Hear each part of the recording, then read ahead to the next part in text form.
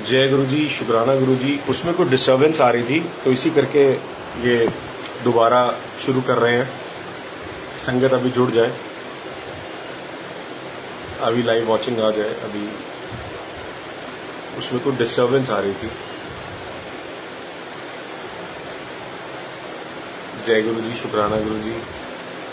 गुरु जी का नंदम शुक्राना।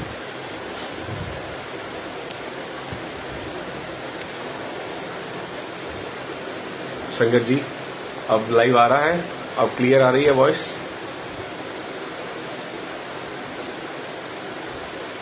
संगत जी अब क्लियर आ रही है वॉइस। कोई बताएगा प्लीज कमेंट्स करके कि वॉइस क्लियर आ रही है।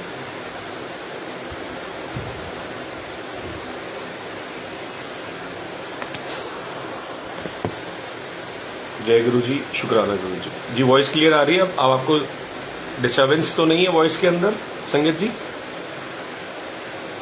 कोई डिस्टरबेंस तो नहीं है वॉइस के अंदर संगत जी?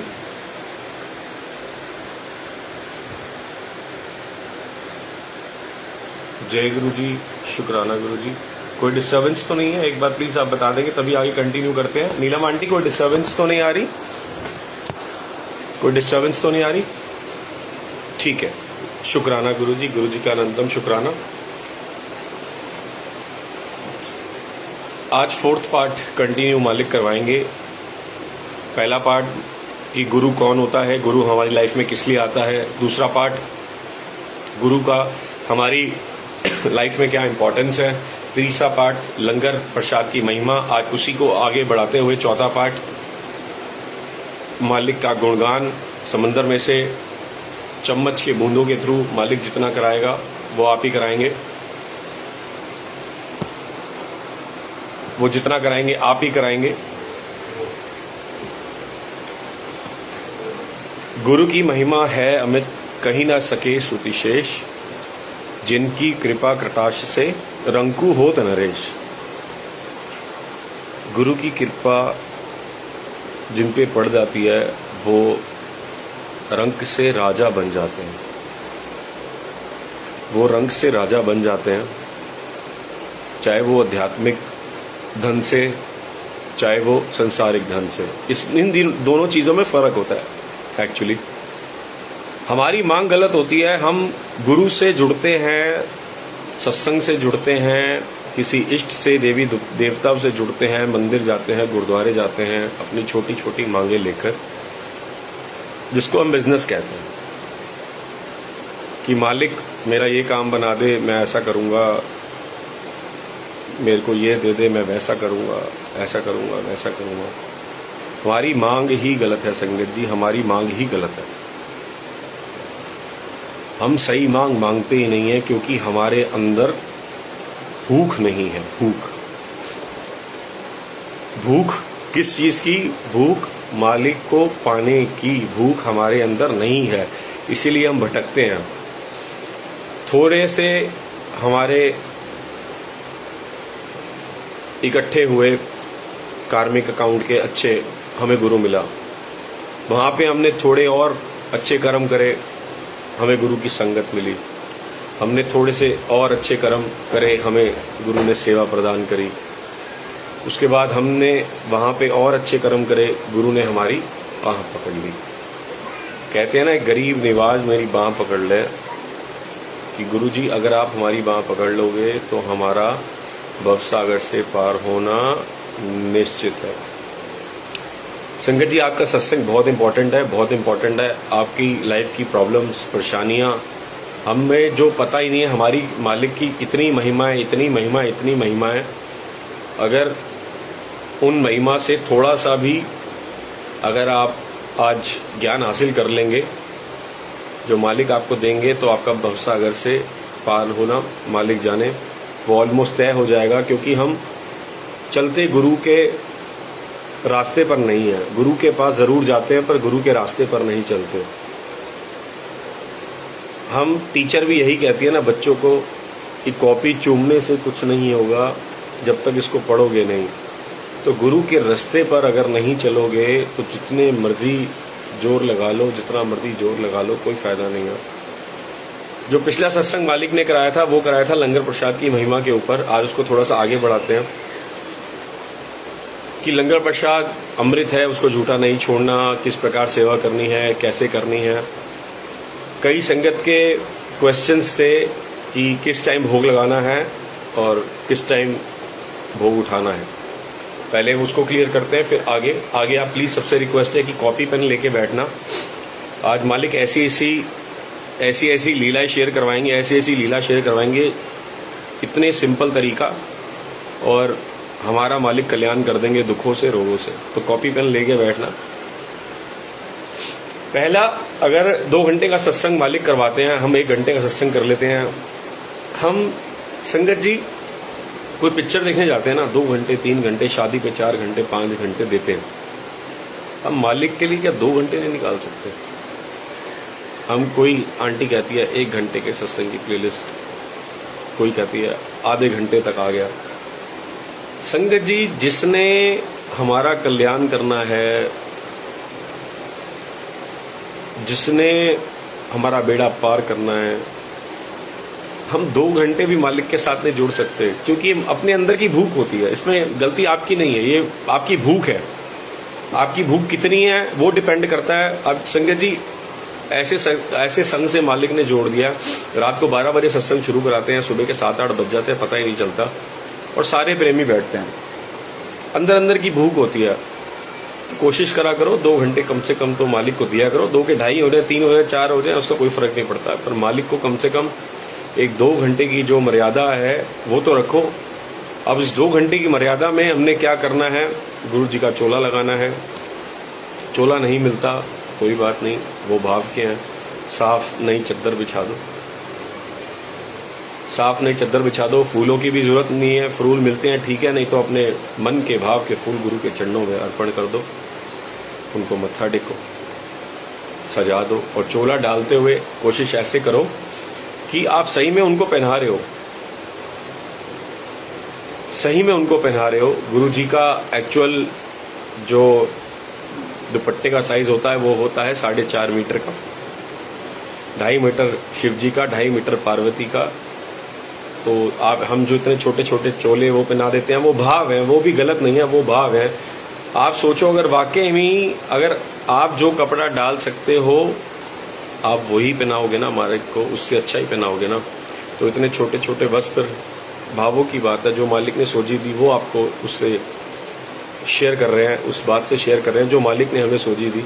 4.5 मीटर का दुपट्टा, धोती पूरे फुल साइज की, जितनी बड़ी आप पहनते हो, क्योंकि धोती होती है, गुरु जी धोती ही पहनते हैं, धोती उस हिसाब की जितनी बड़ी आप लेडीज लोग, जैसे पार्वती माता ने धोती पहनी है, जितनी बड़ी धोती उतनी बड़ी धोती, जितना बड़ा ऊपर का कपड़ा उतना बड़ा ऊपर का कपड़ा, वो भी कम से कम 2.5 मीटर की शर्ट होनी चाहिए, और कम से कम 1.5-2 मीटर का आपका नीचे की धोती, 2 से 2.5 मीटर कम से कम वो भी होनी चाहिए, जिसको हम पूरा चोला कहते हैं। जब आप चोला पहनाओ, इस पर बात भाव की हो रही है कि आप जब गुरु जी को चोला पहनाओ तो ये सोचो कि गुरु जी को मैं धोती डाल रहा हूँ, गुरु जी को मैं शर्ट पहना रहा हूँ, और गुरु जी डालते हैं।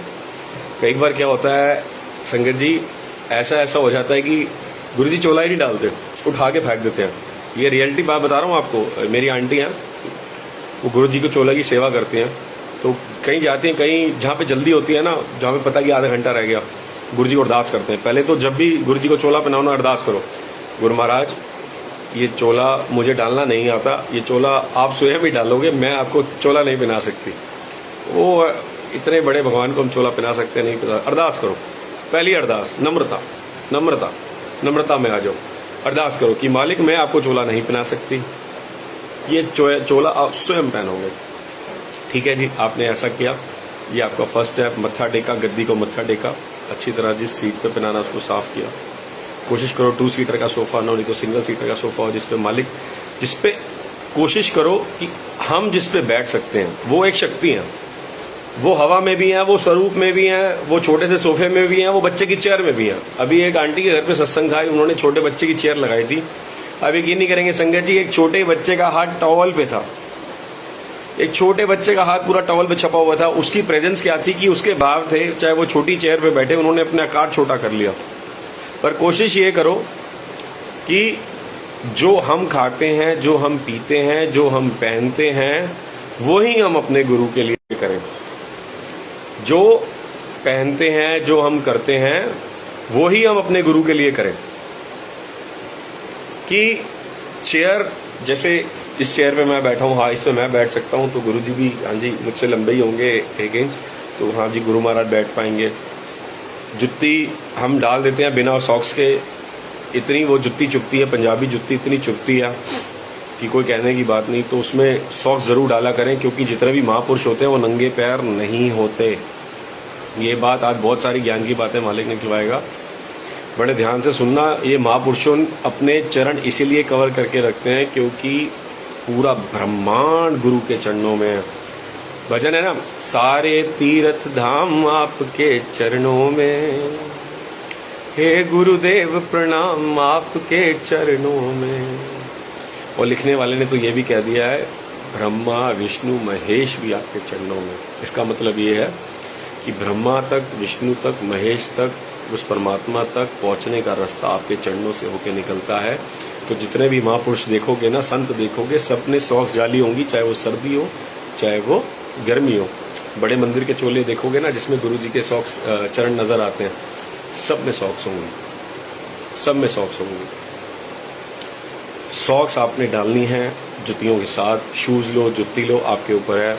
10 या 11 साइज का बड़ा पैर वह गुरु जी एडजस्ट कर लेते हैं, वो भाव के हैं। आपको सिर्फ पैटर्न बताया जा रहा है कि जैसा मैं हूं, जैसे मैं जूते डालूं, जैसे मैं कपड़े डालूं, मेरे प्रभु उससे अच्छे डालें। वो भाव के, आप कुछ नहीं डालेंगे, चद्दर बिछा देंगे तब भी वो दर्शन देंगे। तो वो तो एक ज्योत है, वो तो एक शक्ति है। वो छोटी बड़ी अपना रूप ले सकते हैं। जैसे हनुमान जी एक छोटे से भी रूप ले सकते हैं, बड़े से भी, तो गुरु जी भी एक शक्ति है। वो छोटा रूप भी ले सकते हैं, वो बड़ा रूप भी ले सकते हैं। पर भाव कहने का भाव पकड़िए, अर्थ पकड़िए कि जो चीज मैं कर रहा हूं वो मैं गुरु जी को पहनाऊं। जी जैसे मैंने शर्ट पहनी है तो गुरु जी के लिए भी शर्ट अपनी ऐसी लेके आऊं 42 साइज की, गुरु जी को पहनाऊं। गुरु जी प्लीज आप शर्ट पहनिए, गुरु जी ने आज पैंट पहनी हुई है। ये प्यार का खेल है, ये प्यार की गली है। ये कोई इस बात को जान सकता है, ये तो प्यार का खेल है। फॉर्मेलिटी और प्यार में बहुत फर्क होता है। तो फॉर्मेलिटी में तो आप जो मर्जी पहना दो, बाकी ये प्यार का खेल है ये प्यार का खेल है। तो उसी जैसे फिर आगे चलते हैं, उससे आगे बढ़ते हैं कि गुरु जी के हमने चरण रखे, गुरु जी का दरबार सजाया, फिर हमने जल प्रसाद, क्योंकि आपने गुरु जी को रेडी कर दिया। गुरु जी आ गए, गुरु जी को आपने एक वस्त्र बनाया, गुरु जी आ गए, आपने जल प्रसाद रख देना है। वो बैंड की प्रथा है। आपने कई बार देखते हैं ना कि चोला डालते ही गुरु जी के दर्शन हो जाते हैं, क्योंकि वो मालिक वहां पे प्रेजेंट है। आप उनको भाव से चोला डाल रहे हो। संगत जी आप यकीन नहीं करेंगे, एक आंटी है, दिव्या आंटी, महिंद्रा पार्क में रहती है। अब देखना सत्संग में सत्संग निकलेंगे, उनसे एक त्रुटि हो गई थी। जहांगीरपुरी के अंदर निशा आंटी के घर एक सत्संग था, तो उनसे ना उन्होंने लंगर प्रसाद को आधा झूठा छोड़ के डस्टबिन में डाल दिया। और उन्होंने कहा कौन देख रहा है, हम तो खाते नहीं है, हम तो किसी गुरु को मानते नहीं है। संगत जी हमें नहीं पता कि हमारे आने वाला वक्त कैसा है, हमें नहीं पता। हम कहते हैं आज हम लंगर प्रसाद नहीं करेंगे, हमें इसकी महिमा का पता ही नहीं है। क्यों? क्योंकि अभी इस टाइम हम सही चल रहे हैं, इस टाइम मेरी बॉडी सही है, इस टाइम आपकी बॉडी सही है। आपको पता है कि कल आपको हार्ट अटैक, ट्यूमर या कोई ऐसी बीमारी आनी है, या आपको ऐसा कोई रोग लग जाना है, या आपके साथ कोई दुर्घटना घट जानी है, या पैसे का लॉस हो जाना है। आप नहीं जानते, आपका गुरु जानता है। आप ये सोचो कि अभी आप तन से रोगी नहीं हो, आप मन से तो रोगी हो गए। मन से तो 110% हर इंसान रोगी है, हर इंसान रोगी है। तो सारे रोगों की दवाई है लंगर प्रसाद, और उन्होंने लंगर प्रसाद को झूठा छोड़ दिया। अब आने वाला वक्त तो मालिक जानता था।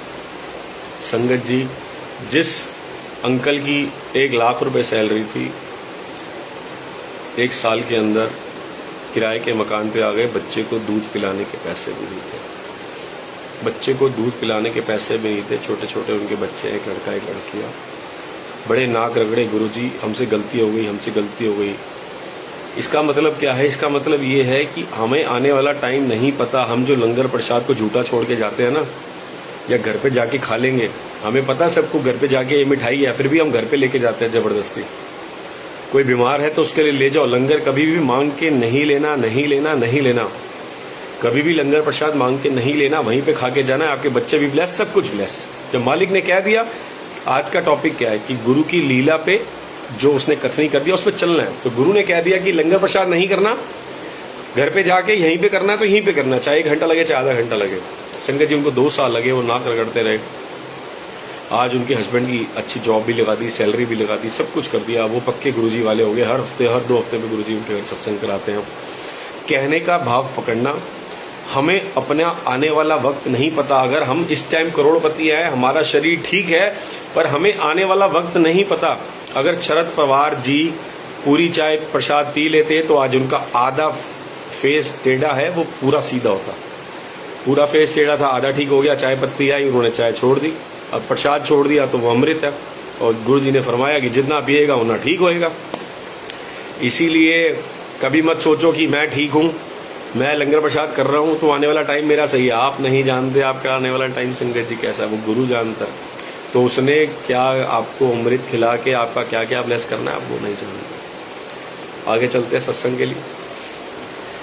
गुरु जी आए, 5 बजे का टाइम, 5:02 5 मिनट पे हमने बैंड बजा दिया। गुरु जी आए, विराजमान हुए।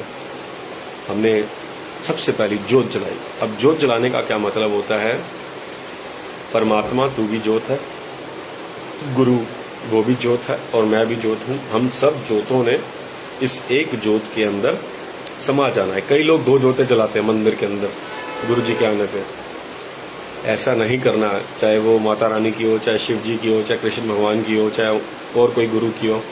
कई संगत ना 2 जोतें जलाती है, एक मंदिर के अंदर, एक गुरु जी आए तब। पहली बात गांठ बांध लो संगत जी, मुझे नहीं पता सत्संग ने, पहले गुरु जी ने कहा था कि कोई और सत्संग आज करवाना है, पर अब गुरु जी आज क्या क्या सत्संग करा रहे हैं तो बड़ा गहरा, ये किसी को जवाब देना होगा, बड़ा ध्यान से नोट करना कि 2 जोतें नहीं जलानी। दूसरी जोत तो होगी, वो होगी आरती की। गुरु जी के आने पे एक ओंकार पे, ओम नहीं होता, ओंकार होता है। एक ओंकार, एक ओंकार पे, इसका मतलब ये है कि जो सारी शक्तियां वहां पे बैठी हैं, जो परमात्मा की शक्तियां बैठी हैं, वो सब एक ही हैं, उस परमात्मा की शक्ति है। इसको हम एक ओंकार कहते हैं। अब जोत जलाने का मतलब होता है परमात्मा जोत, गुरु जोत, मैं जोत, हम सबने एक दिन जोत में जोत मिली है ना। जोत में जोत मिली, सबूत थिया राम। एक दिन मैंने भी राम में जोत ही बन जाना है। दूसरा, जोत जलाने का मतलब होता है कि मैंने गुरु जी के नाम की जोत जलाई है तो उनका प्रकट होना लाजमी है। आपने अरदास करनी है कि गुरु जी आपके नाम की जोत जलाई है, ये जोत आपके नाम की जलाई है। हम कभी जाते हैं ना, कभी किसी के नाम की जोत जलाने, किसी के नाम की जोत जलाने, कभी हम पितरों के नाम की जोत जलाते हैं कि दादाजी दादी जी आपके नाम की जोत जलाई है, तो ऐसे हम गुरु के नाम की जोत जलाते हैं, माता रानी के नाम की जोत जलाते हैं। क्यों? क्योंकि आपके नाम की जोत जला दी है। जब जगराता है, जगराता होता है, चौंकी होती है, सबसे पहले जोत प्रचंड खींचली होती है कि आ माँ तू प्रकट हो, ये तेरे नाम की जोत जल गई है, अब तेरे को प्रकट होना पड़ेगा। ऐसे ही गुरु जी के सत्संग में जब हम जोत जलाते हैं तो इसका मतलब क्या है, गुरु जी आपके नाम की जोत चल गई है, अब प्लीज आप आइए, दर्शन दीजिए, प्रकट होइए। अब इससे आगे चलते हैं, इससे आगे का जो लेसन मालिक पढ़ा रहे हैं वो ये है कि आपने जल प्रसाद रखा हुआ है, आपने कोशिश करिए आपका जितना लंगर प्रसाद है वो पहले से रेडी करके रखें। क्योंकि टाइम होता है, टाइम का स्केड्यूल है संगत जी। आपको पता है कि मेरे घर पे आज गुरुजी ने आना है, सत्संग है, संगत ने आना है, आप चाय प्रसाद अपना 4:30 बजे चढ़ा दीजिए ताकि पूरे 5 बजे हम गुरुजी को चाय प्रसाद भोग लें। अब कितनी देर भोग लगाना है और कैसे लगाना है, आपने चाय प्रसाद की थाली तैयार करी, उसमें जो भी आपका दिल करे, जो भी मालिक ने रखवाना है, समोसा प्रसाद, बिस्किट प्रसाद, मटर मट्टी प्रसाद, जो भी स्नैक्स प्रसाद, आपने गुरुजी की अच्छी सी थाली तैयार करी, उसमें टिश्यू पेपर रखना है। सारी बातें आज नोट करना, उसमें टिश्यू पेपर रखना है, ठीक है। एक सुंदर सी अपने गुरु के लिए, अपने प्रभु के लिए, अपने महाराजा के लिए एक थाली तैयार करी, उसमें टिश्यू पेपर रखा, उसको ढका। जिसको गुरुजी आज्ञा दे, मन से आवाज़ आएगी कि संगत को, इन संगत को भोग लगाना है, हम लेके जा रहे हैं गुरुजी का भोग प्रसाद। रास्ता खाली करा दिया, गुरुजी का भोग प्रसाद रखा, गुरुजी के चरणों में मत्था रखा, और जहाँ पे भोग प्रसाद रखा है वहीं के साइड में बैठ गए गुरुजी की गद्दी में, राइट हैंड साइड पे। गुरुजी की जोत लेफ्ट हैंड साइड पे जलती है, गुरुजी की भोग राइट हैंड साइड पे लगता है, ध्यान देना। गुरु जी का भोग हमेशा राइट हैंड साइड पे लगता है। जोत की जगह नहीं है, वो ऊपर नीचे लेफ्ट राइट कहीं पे भी जहाँ मालिक जगह दे। गुरु जी का भोग हमेशा राइट साइड पे लगेगा। कोशिश करना, हम इतनी बड़ी बड़ी टेबलें लगाते हैं, अब जो भोग की टेबल हो वो भी पूरी हो, हमें बार बार उठाना ना पड़े सामान। अब गुरु जी का भोग जो है वो आराम से गुरु जी बैठ के खाए ना। एक मैं अगर इस टेबल पे बैठा हूँ तो बिल्कुल मेरे साथ चेयर होनी चाहिए। ऐसे ही गुरु जी अगर इस कुर्सी पे विराजमान है तो बिल्कुल राइट हैंड साइड पे गुरु जी की चेयर होनी चाहिए, टेबल होना चाहिए, उसके बिल्कुल साथ में होना चाहिए। उसके बाद बिल्कुल साथ में आपने भोग प्रसाद रख दिया, मत्था टेकिए, बैठ जाइए, 15 से 20 मिनट की वेट कीजिए। जितनी देर आपको लगती है उतनी देर गुरु जी को लगती है चाय प्रसाद पीने में। 15 मिनट आप गुरु जी के पास बैठ जाइए। थोड़ा सा कपड़ा आपने हटाना है, क्योंकि दो भाव होते हैं, एक भोग लगाना, एक ब्लेस कराना। पिछले थर्ड पार्ट में आपको गुरु जी ने सुनवाया था कि भोग कराना, भोग लगाना और ब्लेस लंगर कराने में फ़र्क है, कि हमें लंगर प्रसाद सारा घर पे बनाना चाहिए। अगर बाय चांस हलवाइयों से मजबूरी में बनवाना पड़ रहा है तो जितना भी गुरु जी का भोग है सेम मेन्यू का वो खुद बनाना चाहिए। अब 15 से 20 मिनट का टाइम आपने गुरु जी के साथ चरणों में बिताना है। जो भोग लगा रहे हैं आप गुरु जी के चरणों में बैठ जाइए। टाइम नोट कर लीजिए, टाइम नोट कर लीजिए। जैसे ही 15 से 20 मिनट हुए आपने मत्था टेकना है, गुरु जी को इजाजत लेना है। गुरु जी को भूल चूक माफ, मत्था टेका, भूल चूक माफ। आपने भोग प्रसाद बड़े प्रेम से उठाया, रास्ता खाली करा दिया, मालिक का अमृत लेते हुए जा रहे हैं। मत्था टेका, आंटी को हैंड ओवर कर दिया। अब आंटी ने क्या करना है, भोग सारा मिक्स नहीं करना, बड़े ध्यान से। भोग सारा मिक्स नहीं करना। क्यों? अगर सारा मिक्स हो जाएगा तो उसको गर्म नहीं कर सकते, और कई बार चाय प्रसाद एस्टिमेट से तो बनती नहीं है, ज़्यादा बन जाती है। अब चाय प्रसाद ज़्यादा बन गई तो संगत जी कई बार दूसरी बार संगत लेती भी नहीं है। ये ब्लेसिंग्स हैं उनकी, उनको लेनी चाहिए। पर क्या होता है कि कई बार अगर जो चाय प्रसाद बच जाती है ना, फिर उसका कोई उपाय नहीं हो पाता। तो इसीलिए सारी मिक्स मत करो। 2 जग ले लो, गुरु जी का भोग वहीं रख दीजिए, उसको थोड़ा थोड़ा मिक्स करिए। एक जग गया, दूसरा जग गया। उससे क्या है, अगर आपका चाय प्रसाद बच भी जाता है तो आप उसको दोबारा गर्म कर सकते हैं। ऐसे ही लंगर प्रसाद के साथ है। लंगर प्रसाद पूरे पतीले में मिक्स नहीं करना। छोटा सा पतीला लीजिए, उसमें भोग मिक्स कर लीजिए, फिर दोबारा डालिए, और भोग ऊपर से मिक्स करना है। ये सेवादार भी बड़े ध्यान से सुन लें। वो कहते हैं कि भोग इसके अंदर चला गया तो इसके अंदर वो डालें। नहीं नहीं नहीं नहीं नहीं, हमेशा गंगा जल हो, भोग हो, कुछ भी हो, वो ऊपर से डाला जाता है। पारस को ऊपर से डाला जाता है सोना करने के लिए। बात को समझना, भोग को ऊपर से मिक्स करा जाता है। तो एक छोटे छोटे पतीले बना ले, उसमें भोग का एक एक चम्मच डाल दे। उससे बेशक खत्म हो गया एक पतीला, उसमें मिक्स कर दे। नहीं तो गुरु जी की जो भोग की थाली पड़ी है उसमें से एक चम्मच निकाले, डाल दे। आधा चम्मच वो खत्म हो गया, दूसरी उसको रिफिल किया, फिर उसमें से आधा चम्मच किया। ऐसे ही करते हैं उसको, तभी वो भोग प्रॉपर बन पाता है। अब बात को समझ गए। भोग में दूसरी चीज मिक्स नहीं होती, भोग को दूसरी चीज में मिक्स करना है। अमृत को आपने दूसरी चीज में मिक्स करना है। समझ गए ना फर्क? अब आप एक बात बताओ, आप जब गंगा जल लेने जाते हो तो घर से क्या पानी की बोतल लेके जाते हो उसमें से मिक्स करने के लिए कि इस पानी में मैं गंगा जल मिक्स कर लूंगी? नहीं ना। आपने क्या करना है, आपने गंगा जल लिया, घर आए, एक दूसरी बोतल में गंगा जल बना दिया तो वो गंगा जल की बोतल बन गई, ना कि आप उसको रिफिल कर रहे हो, वो तो पानी बन जाएगा। इसी प्रकार अमृत है, गुरु जी का भोग प्रसाद है। अगर भोग प्रसाद को आप वैसे मिक्स करोगे तो ऐसा नहीं होगा। आपको बड़े ध्यान से इस बात को चलना है, बड़ा ध्यान से लेके चलना है कि ना लंगर प्रसाद को दोबारा गर्म करना है और उसको वेस्ट नहीं करना है, इसलिए थोड़ा थोड़ा मिक्स करें। बहुत बेअदबी होती है लंगर प्रसाद की, मालिक का अमृत है, बड़ा बच के चला करो संगत जी, ठीक है। 15 से 20 मिनट का समय। चलो जी, अब आगे का सत्संग चल रहा है। 5:15 पे मालिक ने भोग लगा दिया, आपने चाय प्रसाद उठाया, सबको वितरण कर दिया। अब बजते हैं 6 बजे जाएगा संगत जी कड़ा प्रसाद का भोग। कड़ा प्रसाद का भोग घर पे जाए, घर पे ही बनता है, किसी हलवाई वलवाई से मत बनवाया करो, घर पे ही कड़ा प्रसाद का भोग बनवाओ, जिसको हम देव का प्रसाद कहते हैं। 6 बजे कड़ा प्रसाद का भोग जाएगा। 2 संगत, 3 संगत, 4 संगत, जिसको आपको लगे मालिक जिसको भेजना है ब्लेस कराने के लिए, कड़ा प्रसाद का भोग भेजा, राइट हैंड साइड पे रख दिया, मत्था टेका, बैठ गए। 15 से 20 मिनट वेट की। 6:15 बजे आपने 6:20 पे कड़ा प्रसाद का, आप कोशिश करिए 15 मिनट का स्लॉट रखिए। 6:15 बजे आपने कड़ा प्रसाद का मत्था टेक के भोग उठा लिया। अब आती है लंगर प्रसाद की बारी। और एक टिश्यू पेपर की बारी आने वाली है। जो टिश्यू पेपर आपने गुरुजी के पास रखा था भोग के थाल में, उसको कैसे यूज करना, ये अभी बड़े ध्यान से सुनना, लिख लेना। ये बातें बड़ी आज गौर करने वाली मालिक बता रहा है, बड़ी गौर करने वाली बातें हैं, इनको लिख लेना। वो जो टिश्यू पेपर जो उस पर आया था ना, उसका भी बताएंगे, तो अभी लंगर का भी टिश्यू पेपर की बारी आ जाए। अब लंगर प्रसाद का आपने 4 परांठे गुरुजी के लिए घर पे भोग के लिए बना दिए, 4 परांठे भोग के लिए बनाए, एक दाल। ये हमेशा एक सूखी सब्जी और गीली सब्जी और चटनी की होती है। आज उसका रीजन है, आज संगत जी सुनना, जो हार्ड सब्जी बनाते हैं मालिक, जितनी भी हमारे लाइफ की परेशानी है, जो हार्ड हो चुकी है, जो कुटिल हो चुकी है, जो जटिल हो चुकी है, उनका अंत करने के लिए, उनको ब्लेस करके उनका अंत करने के लिए, जो सॉफ्ट सब्जी, स्मूथ सब्जी बनाते हैं, दाल प्रसाद, मटर पनीर प्रसाद, राजमा प्रसाद, वो हमारी लाइफ के फ्लो को स्मूथ करने के लिए, हमारी लाइफ का फ्लो स्मूथ हो जाए। जो चटनी घोटी जाती है, वो चटनी इसलिए घोटी जाती है, जो तेरे जितने पाप कर्म है उसका लेखा जोखा अब तेरे मालिक के हाथ में है। तो जो तेरे को प्याज के साथ दिया जाएगा, और प्याज सलाद में जरूर रखा करो संगत जी, जरूर रखा करो। गुरुजी के साथ हरी मिर्च, गुरुजी हरी मिर्च शौक से खाते हैं, हरी मिर्च और प्याज जरूर रखा करो। उसके साथ सलाद आप जो मर्जी रखो। प्याज, बिना प्याज के लंगर भी नहीं बनाना।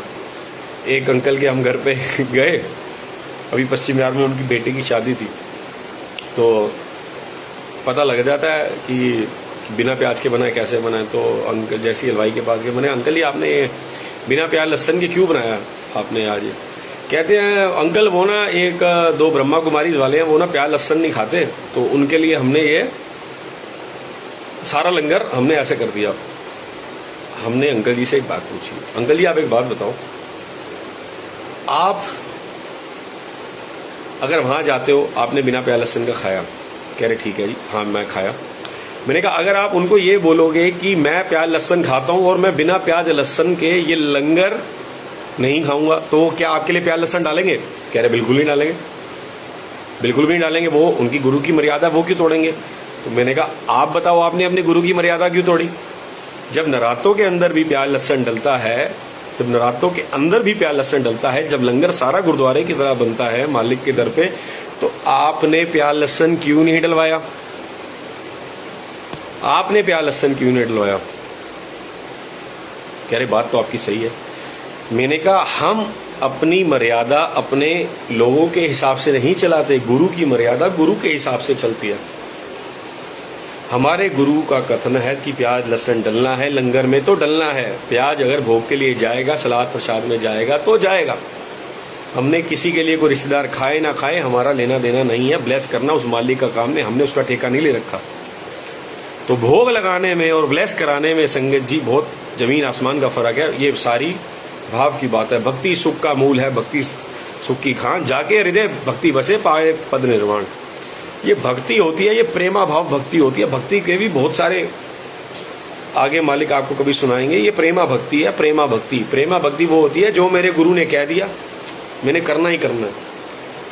अभी होलिका के व्रत रख के बैठे हुए थे, कई संगत होलिका के व्रत रख के बैठी हुई थी और सत्संग पे आई और उन्होंने लंगर प्रसाद नहीं खाया। संगत जी आप एक बात बताओ, आप जिस गुरु के पास आए हो, अपना कल्याण कराने आए हो, उसकी सारी ब्लेसिंग ही लंगर प्रसाद के ऊपर है। अगर आप व्रत रख के लंगर प्रसाद नहीं करोगे तो आपने अपमान किसका किया? पहला लंगर प्रसाद का, दूसरी आपने गुरु की कथनी नहीं मानी, तो गुरु के वचनों का निरादर किया। तो आपका कल्याण कैसे होगा? आप क्यों आए हो? एक तो आप पहली पाप करके आए हो, दूसरा पाप आप वो कर रहे हो कि आप लंगर प्रसाद नहीं कर रहे। तो ये पाप के भागी मत बनो। लंगर प्रसाद अमृत, जिससे कैंसर ठीक हो रहे हैं, ट्यूमर ठीक हो रहे हैं, दुनिया ठीक हो रही है, उस अमृत को आप नहीं खा रहे व्रत के पीछे। गुरु नानक देव जी का जन्म पता है आपको क्यों हुआ था? इसके पीछे बहुत बड़ा महत्व है। ये देखो, त्रेता युग में राम जी आए, द्वापर युग में कृष्ण जी आए, उसके बाद जब ये मिड का युग चल रहा था ना, उसके बाद गुरु नानक देव जी आए। इसका एक बहुत बड़ा रीजन है गुरु नानक देव जी का आने का। सुनना बड़े ध्यान से। गुरु नानक देव जी इसलिए धरती पे आए थे, धरती के ऊपर हिंदू धर्म में इतनी गलत कर्मकांड होने लग गए थे, झूठी आस्थाएं फैलने लग गई थी, तो गुरु नानक का जन्म हुआ इस धरती पे। उस परमात्मा ने जोत जो गुरु नानक देव जी की ज्योत में जन्म लिया, अवतार लिया। क्यों? क्योंकि उन पाखंडों को खत्म करना चाहते थे, इन पाखंडों को खत्म करना चाहते थे। एकादशी के, पूर्णमासी के व्रत, इन व्रतों को खत्म करना चाहते थे। भूखे से कभी भी भगवान नहीं मिलता। भूख, कबीर जी ने तो खुद कह दिया, भूखे पेट भक्ति ना होई। और ये माला पकड़ ले अपनी, राम को कहा अपनी माला पकड़ ले, भूखे पेट मुझसे भक्ति नहीं होती। गुरुद्वारे में भी पहले कहते हैं, पहले पंगत फिर संगत। अगर आपका पेट खाली है ना तो आपका उसमें ध्यान जा ही नहीं सकता। आप जिस दिन नराते रखते हो उस दिन आपका ध्यान माता रानी पे होता है। उस दिन तो ये होता है कि मैं आलू खा लूँ, 10 तरीके के तो हम स्नैक्स बना लेते हैं, फ्रूट चाट खा लेते हैं, फिर कहते हैं हमारा व्रत है। व्रत किस बात का? व्रत होता है मन से। व्रत का मतलब होता है कि मैंने अपने गंदे कर्मों का व्रत करना है, अपने नीच कर्मों का व्रत करना है। इसको व्रत कहते हैं। व्रत कहते हैं अपने पाखंड को छोड़ के साइड भगाना, उनका व्रत करो। गालियों का व्रत करो, नॉन वेज का व्रत करो, किसी को धोखा देने का जो करते हो वो व्रत करो। उन चीजों से व्रत करो तो मालिक मिलेगा। ऐसे व्रतों से मालिक नहीं मिलने वाला। व्रतों से मालिक मिलता तो जितने व्रत रख के बैठे हो वो सारे आज साधु संत बन गए होते। शिवरात्रि पे हम व्रत रखते हैं। आपके मम्मी पापा की शादी है और आप व्रत रख के बैठ जाओ भर भर के खाओगे, भर भर के। मेरे बैंकेट हॉल बुक कराया मैंने तो पार्टी है, तो मैं खाऊंगी। मेरे बाप की शादी है और मेरे बाप की शादी है शिवरात्रि। आज हमारे भोलेनाथ की शादी है, पार्वती माता की शादी है। और तो व्रत रख के क्या मिलेगा? कुछ नहीं मिलना। व्रत करो अपने बुरे कर्मों से, अपने बुरे कर्मों से व्रत रखो। जब अपने बुरे कर्मों का व्रत करोगे ना, बुरे कर्मों का व्रत, परमात्मा प्रकट हो जाएगा, गुरु प्रकट हो जाएगा। आज तो मालिक सत्संग में सत्संग करा रहे हैं, बहुत बेस्ट सत्संग। शुक्राना गुरु जी का कि सत्संग मालिक ने कुछ और दिखाया था। आज सत्संग में मालिक सत्संग करा रहे हैं। तो बुरे कर्मों का व्रत करना, ये होलिका का आज के बाद ये व्रत बंद कर दो। जितने भी ये गुरु वाले हैं ना, या तो व्रतों को मान लो या गुरु को मान लो। वाणी में लिखा है, अगर 36 कसम मनाओगे ना, बड़ा ध्यान से सुनना। देखो, मैं जेंट्स हूँ, ठीक है, कई जेंट्स सुन भी रहे होंगे, पर अब ध्यान रखना, हम जितने भी जेंट्स हैं ना, हम सब आत्माएं हैं। जो लेडीज हैं वो भी आत्माएं हैं। तो जितने भी हम जेंट्स या लेडीज हैं ना, ये हम सारी पत्नियां हैं अपने गुरु की। सारी पत्नियां हैं। कृष्ण भगवान की सब सखियां होती है ना, उसमें जेंट्स भी होता है, लेडीज भी होता है। तो मैं, मेरे बच्चे, मेरे पिताजी, मेरे मास्टर, मेरे फूफड़, जितने भी अंकल हैं, ये सारे हम उस खसम, उसके खसम, वो खसम हमारा खसम कौन? हमारे गुरु महाराज। तो हमारा ये खसम है, खसम एक होना चाहिए। अब मेरा खसम एक है, व्रत रखूं मैं दूसरों के लिए मानती मैं गुरु जी को हूं, व्रत रखती हूं मैं पूर्णमासी के, इसके उसके, आज ये आ गया, आज वो आ गया, मेरे खानदानी व्रत है, आज मेरा ये व्रत है, वो व्रत है। संगत जी, जब हॉस्पिटल में होगे, जब परेशान होगे ना, तो वो याद नहीं आएंगे, गुरु याद आएगा। काम भी गुरु ने करना है, ध्यान रखना। वो व्रत काम नहीं आने के। व्रत इसीलिए होते हैं कि हमें अपने आप को पवित्र रखना है, हमें अपने आप को स्वच्छ रखना है, हमने अपने विचार निर्मल रखने हैं, उसका व्रत करना है हमने। ये होता है व्रत। अब गुरुजी से किससे पूछा था ना, किसी ने गुरुजी से सवाल किया कि गुरुजी मोक्ष मिलेगा? गुरुजी ने कहा, वचन है, लिख लो वचन गुरुजी के, कि जे चंगे कर्म करो ते ता। तो हमें बुरे कर्मों के व्रत रखने हैं कि हमने बुरे कर्म आज के बाद नहीं करने। बुरे कर्म क्या होते हैं हम सब जानते हैं, उसको एक्सप्लेन करने की जरूरत ही नहीं है। नॉन वेज खाना, झूठ बोलना, शराब पीना, किसी की निंदा करना, चुगली करना, ये सब बुरे कर्म है और इंतहाई बुरे कर्म है। तो बुरे कर्मों का व्रत करो, करना है तो बुरे कर्मों का व्रत करो। अब आगे चल रहे थे मालिक के भोग प्रसाद। मालिक का भोग प्रसाद जाएगा संगत जी, जैसे 5 से 7 का सत्संग है, तो 6:45 बजे मालिक का भोग, 15 से 20 मिनट, जितनी देर आपको लगती है, जितनी देर आपको लगती है उतनी देर ही गुरु जी को लगती है खाने में। आप ये सोचो, जो मुझे अच्छा लगता है वो मेरे गुरु जी को खिलाना है, जो मुझे अच्छा लगता है मेरे गुरु जी को पहनाना है। जो मर्जी आप लंगर प्रसाद रखो, एक सूखी सब्जी, एक गीली सब्जी, चाहे आपने कैंबा प्रसाद का भोग लगाना है, चाहे आपने चॉकलेट प्रसाद का भोग लगाना है, वो आपके भावों के, वो आपके भाव हो गए, वो आप जो मर्जी रखो, उसकी कोई मनाही नहीं, वो आपके भाव है। पर 20 मिनट पहले आपने गुरु जी का भोग भेज दिया, मत्था टेका, लंगर प्रसाद रखा, मत्था टेका, थोड़ा सा कपड़ा उठाया कि मालिक प्लीज आप भोग लगाओ, गुरु जी के चरणों में बैठ गए। अब भोग कब उठाना है? मंत्र जाप के बाद। जी हाँ, कई संगत मंत्र जाप से पहले उठा लेती है, नहीं, कतई नहीं। अपनी अपनी सोच है, मालिक ने गलत उनको नहीं कह सकते, क्योंकि मालिक ने उनको सोच बख्शी हुई है। मंत्र जाप बैठो, वाइब्रेशंस लो, मालिक की पूरी ब्लेसिंग्स लो, कल्याण करवा के मत्था टेक के फिर आज्ञा लेके गुरु जी की भोग की थाली उठाओ, किचन में लेके जाओ और आके आपको पता है कि मिक्स कैसे करना है, कैसे नहीं करना है। और बड़े ध्यान से सुनना, गुरु जी ने टिश्यू पेपर रखवाए थे, एक चाय प्रसाद के साथ, एक जो हम भोग प्रसाद लेके गए उसमें गुरु जी ने टिश्यू पेपर रखवाया थे। अब उस टिश्यू पेपर का क्या करना है? हम सब गुरुद्वारे जाते हैं, श्री बंगला साहिब गुरुद्वारे, जो कि श्री हरकृष्ण साहिब जी का गुरुद्वारा है। श्री हरकृष्ण ते आइए जिस डिठे सब दुख जाए, श्री हरकृष्ण ते आइए जिस डिठे सब दुख जाए। श्री हरकृष्ण जी को ध्याने से सब दुख चले जाते हैं। एक छोटी सी उम्र में 5 साल की, 4 साल की, सोचो 4 साल का 5 साल का बच्चा क्या होता है। तो इससे ज्ञान मिलता है, क्या ज्ञान मिलता है कि कोई भी ज्ञान की सीमा नहीं होती। तो कोई भी एक छोटी, चाहे 17 साल की आंटी सत्संग करे या 11 साल का अंकल सत्संग करे या 9 साल का बच्चा सत्संग करे, अगर आपको प्यास लगी है ना संगत जी, आप किसी के घर जाते हो, अगर आपको प्यास लगी है ना, आप कभी भी ये नहीं पूछते ये बिस्लेरी का पानी है किनले का पानी है। अगर आपको प्यास लगी है तो, अगर आपको प्यास नहीं लगी फिर आप पूछते हो आंटी आपके घर में आरओ लगा हुआ है? मैं तो किनले का पानी पीता हूं, मैं तो बिस्लेरी का पानी पीता हूं। आपको प्यास नहीं लगी। अगर आपको प्यास लगी है, आपने गिलास उठाया, आपने पी लिया, गिलास साफ है गंदा है आप बाद में देखोगे, किस नलके से पानी पी रहे हो वो आप बाद में देखोगे। अगर गुरु को पाने की भूख लगी है ना, गुरु से मिलने की भूख लगी है ना, तो ये कभी नहीं सोचोगे ये बच्चा छोटा है, ये बच्चा बड़ा है, ये आंटी छोटी है, बुजुर्ग है, इसने मेकअप किया, ये विदाउट मेकअप है, ये कैसी है। आप उसके पहनावे पे, उसकी शक्ल पे, उसकी उम्र में नहीं जाओगे। अगर आपको प्यास लगी है, अगर प्यास नहीं लगी फिर तो बोतल ऐसी है, नलका ऐसा है, अंकल ऐसे, आंटी ऐसी, क्योंकि आपको प्यास ही नहीं लगी। अगर आपको प्यास लगी है, अगर आपको प्यास लगी है मालिक से मिलने की, मालिक के सत्संग की, मालिक से मिलने की भूख है, फिर आप कभी भी जिंदगी में ये नहीं देखोगे ये बच्चा छोटा है, बड़ा है, उससे बड़ा है, उससे छोटा है। श्री हरकृष्ण से आइए जिस डिठे सब दुख जाए।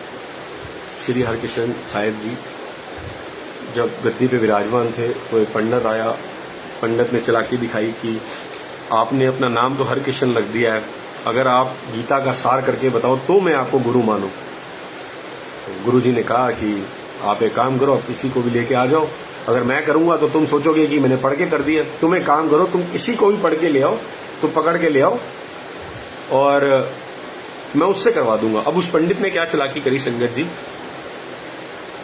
वो चज्जू जीवर था, एक चज्जू जीवर जो गूंगा था और पागल था। जो गूंगा था और पागल था, ना सुन सकता था ना बोल सकता था, वो पागल की अवस्था थी उसकी, वो उनको पकड़ के ले गए। अब मालिक परमात्मा रूप श्री हरकृष्ण साहिब जी उनके सामने ले आया। वो छोटी बाल अवस्था में, 5 साल की अवस्था, उनके सामने ले आए। अब संगत जी उन्होंने क्या किया, अब इससे शिक्षा क्या मिलती है, शिक्षा लेना, ये सत्संग शिक्षा का। उन्होंने छड़ी ली, बाला प्रीतम ने, उनको बाला प्रीतम कहते हैं, उन्होंने छड़ी ली, उसके सर पे रख दी और वो गीता के सार बोलने लग गया। संगत जी, एक पागल गूंगा गीता के सार बोलने लग गया। बाला प्रीतम ने अपनी छड़ी उसके सर पे रखी। तो जिसके सर पर तू स्वामी, जिसके सर पर गुरु हाथ रख देता है ना, तो वो बोलता जाता है, बोलता जाता है, बोलता जाता है, वो कुछ भी जो मालिक उससे बुलवाएगा। तो इसीलिए कोई भी सत्संग करे तो उसकी उम्र की सीमा आपने नहीं देखनी, वो अच्छा है, बुरा है, मेरे जैसा गंदा है, आपने नहीं देखना। जो ज्ञान मिल रहा है ना, आपने बस वो ले लेना। मैं नल का गंदा हूं, मैं नल का अच्छा हूं, मेरे मुंह कैंट आरओ का है या दूसरे आरओ का है या एक्वागार्ड का है या एमसीडी के नलके का है, अगर आपको प्यास लगी है तो अब इससे पानी पी जाओगे, क्यों मालिक आपको पिलाना चाहता है। दूसरा सत्संग, वो रास्ते से श्री हरकृष्ण साहिब जी जा रहे थे, उनकी पालकी किसी ने रोकी। वो कौड़ी था और वो जानता था मालिक के बारे में, श्री हरकृष्ण श्री गुरु हरकृष्ण जी के बारे में जानता था, उसने जबरदस्ती पालकी रोकी और कहा कि मेरे आप सारे रोग दूर करो, कष्ट दूर करो। अब गुरु जी ने क्या किया, गुरु जी ने अपना जो रुमाल है ना, जिससे वो मुंह पोंछते थे, हाथ पोंछते थे, वो रुमाल उसको दे दिया और उसको कहा कि तू ये अपना इससे पिंडा पूज ले। पिंडा कहते हैं पंजाबी में बदन, तू इससे अपना बदन पूछ ले। संगत जी, बंगला साहब गुरुद्वारे चले जाना, सारी चीजें यहाँ बखान करी हुई हैं, रियलिटी की बात है।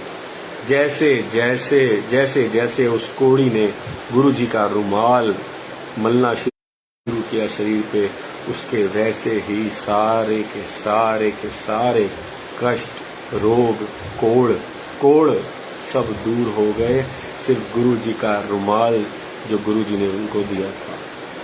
तो बोलो जय गुरु जी, सारे शुक्राना गुरु जी। अब सोचो कि अगर गुरु महाराज का हाथ लगा रुमाल हमारा कोड़ दूर कर सकता है, तो जो गुरु जी ने लंगर प्रसाद किया था, अब उस हैंकी का महत्व समझ आया आपको? अब उस हैंकी का महत्व समझ आया कि गुरु जी ने जो भोग लगाया था, गुरु जी ने जो भोग लगाया था, जो उसमें टिश्यू पेपर था, वो आपने फेंकना नहीं है। उसमें से संगत में से कोई बीमार है, उनके घर में कोई बीमार है, आप उस टिश्यू पेपर को लो, सर से लगाओ, रख लो। नहीं तो जहां पे आपको दिक्कत है ना, आपको यहाँ दिक्कत है, वहां दिक्कत है, कहीं पे भी दिक्कत है, आप उसको अच्छी तरह रब करो। उस टिश्यू पेपर को रब करो, वो बिल्कुल जब वो घिस जाएगा ना, तब उसको आप डस्टबिन में थ्रो करो। उस टिश्यू पेपर को बिल्कुल आप घिसो जहां पे आपको प्रॉब्लम है। श्री हरकृष्ण जी का एक रुमाल कोड़ी का कोड़ दूर कर सकता है। ये प्रैक्टिकल है, लिख लेना। जितने भी आपके रोग हैं, गुरु जी को भोग लगाते हो, जो टिश्यू पेपर होता है, उस टिश्यू पेपर से यहाँ पे प्रॉब्लम है, उसको मसलो, वो देखो कैसे ठीक नहीं होते। आज ये गुरु जी की एक महिमा। अब गुरु जी की दूसरी महिमा सुनो। अब आपने भोग उठाया, टिश्यू पेपर ले गए, मालिक को अरदास करी, आगे का सत्संग जैसे मालिक आपसे कराना चाहें सत्संग शेयर करें। जो मालिक की एक प्रतिमा चलती आ रही है, जो मालिक की एक रूल चलता आ रहा है कि हमारा सत्संग करना उसके बाद बहुत ज़रूरी है, क्योंकि मालिक की उस्तक सत्संग से ज़्यादा पावरफुल होती है, गुरु की उस्तक उनसे ज़्यादा पावरफुल होती है। फिर हमें उसके बाद सत्संग शेयर करना है, मालिक को मत्था टेकते हुए जाना है कि मालिक साढ़े गुना बख्शो। अब बड़ा कॉपी पेन लेके बैठना संगत जी। जैसे आज टिश्यू पेपर का सत्संग मालिक ने करवाया है, लंगर प्रसाद का सत्संग मालिक ने करवाया, हम सबके घर में गुरु जी के स्वरूप होंगे। सबके घर में गुरु जी के स्वरूप हैं। जिनके घर पे नहीं है वो ले लेना। अब ये जिनके प्रॉब्लम्स रहती है ना, प्रॉब्लम्स बीमारियां रहती है ना, ये उनके लिए है, बड़ा ध्यान देना। जिनके घर पे गुरु जी के स्वरूप है ना, बड़ा ध्यान से सुनना। चंदन का तिलक लेना है। चंदन का तिलक, हरि दर्शन का तिलक आता है 30 रुपए का, 60 रुपए का। हरि दर्शन का तिलक लेना है, नहाना है, धोना है, नहा धो के जितने भी स्वरूप हैं घर के, जितने भी स्वरूप हैं घर के, डेली साफ करने हैं। और मंदिर है, मंदिर भी डेली साफ करना है। कई घरों में जाते हैं, देखते हैं ना कि भगवान देख के पता चलता है कि उसका भगत कैसा होगा। कई जाते हैं ना, जिनके स्वरूप बोल रहे होते हैं, जिनके घर में भगवानों की मूर्तियां चमक रही होती हैं, वो कहते हैं हाँ ये भाव वाले हैं। क्यों? क्योंकि ये मालिक की सेवा करते हैं। कईयों के घर पे जाओ संगत जी, इतनी इतनी मिट्टी होती है, इतनी इतनी स्वरूपों के अंदर मिट्टी होती है, दरबार के अंदर, मंदिर के अंदर मिट्टी होती है। अपने आप को चमकाने में लगे जाते हो, प्रभु को क्या चमकाओगे, क्योंकि भाव ही नहीं है। डेली के डेली स्वरूप साफ करने हैं, डेली के डेली स्वरूप साफ करने हैं, डेली के डेली पूरा का पूरा मंदिर साफ करना है। उसके बाद चंदन तिलक लिया, गुरु जी को लगाया। अब गुरु जी के मस्तक पे चंदन तिलक लगाया, सब सारे चंदन तिलक लगा लिए। तो जहाँ पे आपको प्रॉब्लम है, ये उंगली होती है चंदन तिलक लगाने की, ये छोटी उंगली के साथ जो ये उंगली होती है, इसको कहते हैं तिलक की उंगली। इस उंगली से तिलक करते हैं हम, जो मिडिल फिंगर के साथ वाली फिंगर होती है राइट हैंड साइड की। तिलक लिया, गुरु जी को लगाया, जहाँ पे प्रॉब्लम है वो रिटर्न वहाँ पे लगा दिया। जैसे आपके समझ लीजिए कि हाथ में दर्द है, तो गुरु जी के आपने तिलक लगाया, सर पे तिलक लगाया या आप चरणों में तिलक लगाओ। गुरु जी के मस्तक पे, जहाँ पे आज्ञा चक्र होता है, जहाँ पे हमारी आत्मा रहती है, गुरु जी के आज्ञा चक्र पे, गुरु जी के सेंटर पे हमने आईब्रोज के बीच में तिलक लगाया। उसके बाद उस तिलक को जहाँ पे प्रॉब्लम है वहाँ पे लगा लिया। अब रेगुलर करके देखो, रेगुलर करके देखो, आपकी जो भी प्रॉब्लम है जड़ से खत्म हो जाएगी। ये स्टेप नंबर 1 है। जितनी भी प्रॉब्लम्स हैं आपकी, इतने सत्संग या संगत जी, इतने सत्संग या चंदन तिलक के आपको आगे शेयर कराएंगे। और जो ठीक होंगे ना चंदन तिलक से, वो भी प्लीज अपना सत्संग शेयर जरूर करना, अपना सत्संग जरूर शेयर करना चंदन तिलक का, तो ताकि आगे भी जो संगत है ना उनको भी पता लग सके कि ये चंदन तिलक की महिमा क्या है। इतनी सारी गुरु की महिमा है, देखो हमें इसके बारे में पता ही नहीं है।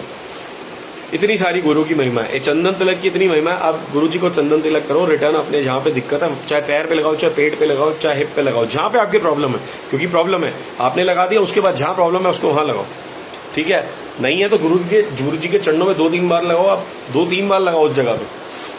एक बार मस्तक पे लगा दिया, बाकी पूरा दिन आप मैं तो चरणों पे कोई प्रॉब्लम होती है गुरु जी के चरणों में लगा के वहां लगाता हूँ, गुरु जी भी ठीक करो, गुरु जी ठीक करो। गुरु जी करते हैं, कईयों के सैकड़ों सत्संग है, गुरु जी सत्संग जी सैकड़ों सत्संग है। पहला ये। दूसरा ये है कड़ा प्रसाद। आप गुरु जी को घर पे कड़ा प्रसाद का भोग लगाइए। गुरु जी को आपने घर पे कड़ा प्रसाद का भोग लगाना है। अब उसको आपने खाना नहीं है, आपने उसको प्लास्टिक के बैग में बंद कर लेना और जहां पे दिक्कत है उससे सिकाई करनी है उसकी। जैसे आपके कंधे में दर्द है, जैसे आपके पेट में दर्द है, आपके पैर में दर्द है, पट में दर्द है, सर में दर्द है, आपने कड़ा प्रसाद को गुरु जी को घर पे भोग लगाया, देग प्रसाद भोग लगाया। देग प्रसाद के बाद गुरु जी को अरदास करनी है, गुरु जी मेरे रोग काटो। उस कड़ा प्रसाद से आपने जहां दर्द है पॉलिथीन में रैप करके उसकी सिकाई करनी है, ठीक है। उसके बाद उस कड़ा प्रसाद को आपने सब में बांट देना है, खा लेना। ये हुआ दूसरा। अब तीसरा, जिनको रात को सोने में डर लगता है ना, जिनको रात को सोने में डर लगता है या जो अपनी स्पीडी रिकवरी चाहते हैं, जैसे रात को जो परेशान होते हैं, बेचैन होते हैं, छोटा स्वरूप गुरु जी का अपने सराणे के नीचे रख के सोया करो और कोई व्याग नहीं है। हम कहते हैं ना अपने बेडरूम में स्वरूप लगाए ना लगाए, संगत जी आप यकीन करेंगे, मेरा बेडरूम है, ये देखिए स्वरूप गुरु जी के, आपको चारों तरफ स्वरूप ही स्वरूप दिखेंगे। आप एक बात बताओ संगत जी, गुरु क्या खाली स्वरूप में बसता है? जहां पे हम गुरु, तो सीसीटीवी कैमरा ऐसा है जो हर जगह लगा हुआ है। जहां आप पाप कर रहे हो वहां पे भी आपको गुरु देख रहा है, जहां पुण्य कर रहे हो वहां पे भी आपको गुरु देख रहा है। बात को समझे? जहां आप पाप कर रहे हो वहां पे भी आपको गुरु देख रहा है, जहां पे आप पुण्य कर रहे हो वहां पे भी आपको गुरु देख रहा है। तो गुरु जी को देखने से ये प्यार की बात होती है, गुरु जी को देखने से प्यार, उमंग, उत्साह पैदा होता है, जिससे हमें स्ट्रेंथ मिलती है। अब आपने छोटा स्वरूप रात को रिकवरी के लिए सराणे के नीचे रख के सोना है। उसके बाद आता है जल प्रसाद। जल प्रसाद क्या करना है? गिलास लेना है, गुरु जी के स्वरूप के आगे रखना है। आप कोशिश करो मंदिर में या एक भोग की जगह, एक भोग गुरु जी का भोग का स्थान बना लो, चाहे वो मंदिर में हो चाहे किचन में हो। गुरु जी के मंदिर का आप भोग का स्थान बनाइए। गुरु जी को जो भी खाते हैं आप भोग लगाइए, पवित्र खाना खाइए खुद भी और गुरु जी को पवित्र खाना खिलाइए। इस शरीर को शमशान घाट मत बनाइए, ये शमशान घाट के लिए नहीं बना शरीर। आप कहते हैं गुरु जी ने तो नॉनवेज के मना नहीं किया। अरे मेरे बाबा जी, मना नहीं किया तो खाने के लिए कब खाए? आप एक बात बताओ, कितनी बार मैसेज आता है जैसे नॉनवेज नहीं खाओगे ता चंगे रहोगे। गुरु जी ये फरमाते थे कि मेरे कहने से तू छोड़ेगा थोड़ी, पर जब तू जुड़ जाएगा तो अपने आप छोड़ेगा। संगत जी, जब मैं गुरु जी ने अपने हिसाब से जोड़ा तब तो मेरी रोटी बंद थी, मैंने रोटी खानी शुरू करी और मैंने नॉनवेज भी खाना शुरू कर दिया। और गुरु जी ने ऐसी मत बख्शी, अब तो चाहे चढ़े सिंहासन, मिले है सारंग पानी, राम कबीरा एक बहे हैं, कोई न सके पहचानी। इसका मतलब है, ये वाणी में लिखा है, श्री गुरु ग्रंथ साहिब जी में लिखा हुआ है कि अगर आपको अपनी अवस्था में ऊंचा बढ़ना है ना, तो आपको ये जितने भी गंदे कर्म है ना, ये हटाने पड़ेंगे, तभी जाके राम आपके अंदर प्रवेश करेगा, राम के गुण आपके अंदर प्रवेश करेंगे। अगर राम के गुण आपके अंदर प्रवेश करेंगे तभी कबीर और राम पहचाने क्यों नहीं जाते? क्योंकि कबीर के गुण साले राम जी वाले आ गए। अगर अपने आप को, अगर आप खुद के अंदर गुरु प्रकट करना चाहते हो जो कि हमारे हृदय में रहते हैं, भगवान भोलेनाथ हमारे हृदय में रहते हैं, अगर आप उनको देखना चाहते हो, क्योंकि रब के अंदर वसदा है, अगर आप उनको देखना चाहते हो तो ये नेगेटिविटियां, अपने गंदे कर्म खत्म करने पड़ेंगे। क्योंकि जितना कबीर जी ने अपने आप को मिटाया उतने राम प्रकट हो गए। 100% मिटाया, 100% प्रकट हो गए। इतना ही आप है। अगर आप 10% साफ हो, 10% परमात्मा नजर आएगा। 50% साफ हो, 50% परमात्मा नजर आएगा। इसीलिए अब तो चाहे चढ़े सी आसन मिले हैं सारंग पानी, राम कबीरा एक भई है कोई न सके पहचानी। कि राम कबीर एक हो गया, मुझे पहचान में नहीं आ रहे कौन है और कौन कबीर कौन राम, क्योंकि राम से बड़ा राम का नाम। जब राम का नाम जप के मेरी नेगेटिविटी दूर हो गई, उसके बाद मैंने राम का नाम जपा तो राम जी मेरे अंदर प्रोड्यूस हो गए। बात को समझो। गुरु जी को भोग की बात चल रही है कि गुरु जी को भोग लगाना है, ब्लेस कराना है, ब्लेस करा के लंगर खाया करो। गुरु जी को भोग लग गया, फिर गुरु जी से ब्लेस हो गया, वो आप खाया करो। सारा जिनको प्रॉब्लम्स है, जिनको प्रेम है ना, जो भी खाते हो गुरु जी को पहले ब्लेस करा के भोग लगा के खाया करो। उसके बाद जल प्रसाद की महिमा आप जानते हो कि जल प्रसाद हमने गुरु जी के पास रखना है, वो पूरा गिलास खाली करना है। वो पूरा गिलास खाली किया, फिर उसको हमने रिफिल कर दिया। फिर हमने उसको रिफिल कर दिया, उसके अंदर भरना नहीं है, उसको खत्म किया, पूरा मांजा, धोया, क्योंकि गुरु जी ने पी लिया, बर्तन तो दोबारा धोया, फिर रिफिल कर दिया। आप दिन में 3-4 बार ऐसे। जिनको प्रॉब्लम्स है ना, वो तो पानी ही अमृत से पिए। जिनको लगी प्यास अमृत से ही खाएं। वाणी में लिखा है कि जिनको लगी प्यास वो अमृत से ही खाएं। जिनको प्यास है वो प्रभु के नाम से ही खाते हैं। जिनको प्यास है ना, वो पिए ही गुरु का अमृत। प्रैक्टिकली भी और विजुअली भी गुरु का अमृत ही पिए। उसके बाद आता है सबसे बड़ा उपाय है मालिक नेगेटिविटी दूर करने का, लोटा, तांबे का लोटा।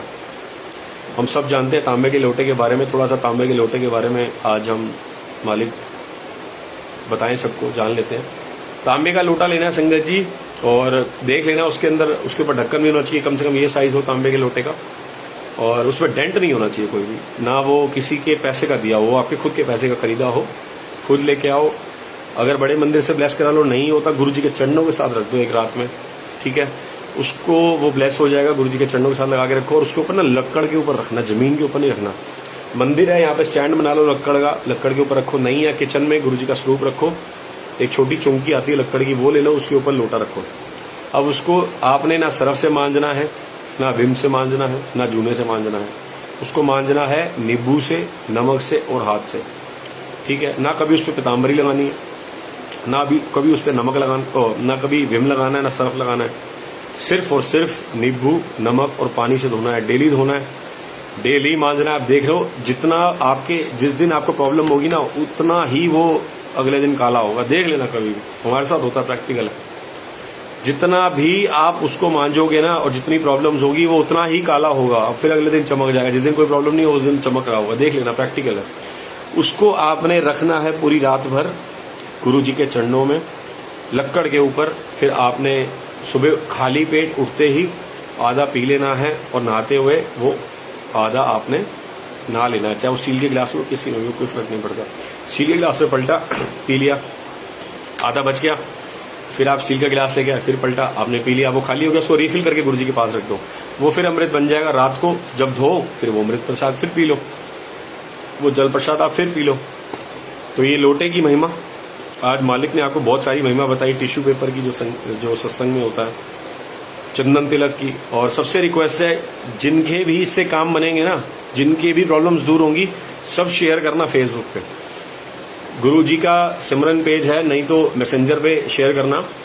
और ये यूट्यूब पे सत्संग डलता है, तो यूट्यूब पे इसके आज ये 4th पार्ट है। जो जिसने पहले पार्ट नहीं देखे, वो गुरु जी का सिमरन पेज है फेसबुक पे या यूट्यूब पे। ब्लेसिंग या सत्संग एक नाम का एक चैनल है, उस पर भी डला हुआ है। कुसुम यादव आंटी, उन्होंने भी सत्संग शेयर किए हुए हैं। तो आज ये 4th पार्ट है।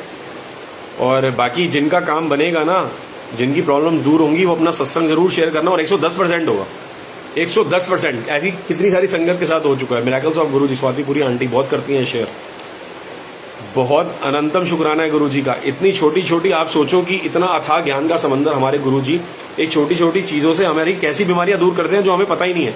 अब जो पता लग रही हैं, उनका जब ये कल्याण होगा तो वो सत्संग भी करना, छोटा सा, चाहे 10 संगत का, ताकि मालिक का शुक्राना हो सके। अगर सत्संग नहीं कर सकते, कड़ा प्रसाद का भोग लगाना, जब आपकी ब्लेसिंग्स पूरी हो जाएंगी। गुरु जी को कड़ा प्रसाद का भोग लगाना, उनका शुक्राना करना। और जो संगत सत्संग कर सकती है वो सत्संग करना, और अपना ये सत्संग उनको शेयर करना, ताकि ये आगे जा सके, ताकि ये सत्संग आगे जा सके और औरों का भी भला हो सके। नानक नाम चढ़दी कला तेरे पाणे सर्वत दा भला। तो हमने सर्वत का भला करना है, सबका भला करना है इसके थ्रू। चंदन तिलक के थ्रू, लोटे के थ्रू, स्वरूप रख के, टिश्यू पेपर के, गुरु जी के टिश्यू पेपर, जल प्रसाद। तो इस चीज़ का बहुत ध्यान रखें। अब इजाज़त लेते हैं गुरु जी। जय गुरु जी, शुक्राना गुरु जी, अनंतम शुक्राना। बाकी अगली बार सबसे मालिक इस दास से सेवा करवाएंगे। बहुत बहुत शुक्राना। जय गुरु जी, शुक्राना गुरु जी।